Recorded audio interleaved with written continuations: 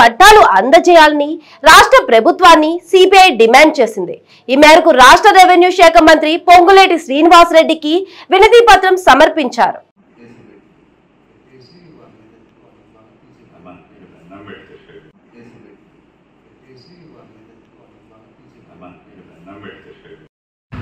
అప్పుడు TRS government double bedroom కాకపోతే మాకు పక్కా ఇళ్ళన్నా మరి కావాలని చెప్పేసి దానికి ఇళ్ల స్థలాలు కావాలని దానిపైన పెద్ద ఎత్తున మరి పోరాటం చేసి అక్కడ కూర్చుని వేసుకొని దాదాపుగా 2-3 సంవత్సరాల నుంచి నివసిస్తున్నాం.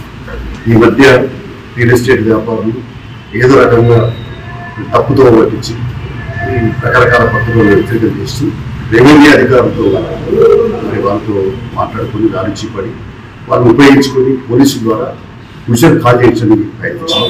దుర్మార్గమైన ఏమైనా చర్యగా మేము ఖండిస్తున్నాం.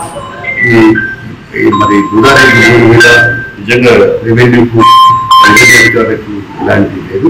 అది గుడారెడ్డి భూమి అంటే పేదోళ్ళకి పంచాల్సిన అవసరం ఉంది, పేదోళ్ళకి చెందాల్సిన అవసరం ఉంది. కాబట్టి ఎట్టి పరిస్థితుల్లో రియల్ ఎస్టేట్ వ్యాపారులు ఆడడం సగన్యం. రెవెన్యూ అధికారులు కూడా మరి చట్టపరంగా ఆలోచించాలా. అది ఇప్పుడే అందుకనే రెవెన్యూ మినిస్టర్ అయినటువంటి పొంగులేటి శ్రీనివాసరెడ్డి గారు కలిసి ప్రాతినిధ్యం చేయడం జరిగింది. వారు కూడా ఏదైతుందో సానుకూలంగా స్పందిస్తామని చెప్పారు. ఇంకా భూదానికి భూమికి అవసరం ఉంటే మేము తెలిసి కూడా వేసి కాపాడతామని చెప్పి కూడా అన్నారు. కాబట్టి చాలా సంతోషం. ఏదైనా తక్షణమే పొంగులేటి శ్రీనివాసరెడ్డి గారు స్పందించి ఆ విషయాలను విశ్వాసులకు అందరికీ పట్టా సర్టిఫికేట్ ఇప్పించి పక్కా ఇల్లు కట్టేయాలని చెప్పి ప్రభుత్వాన్ని కోరుతుంది.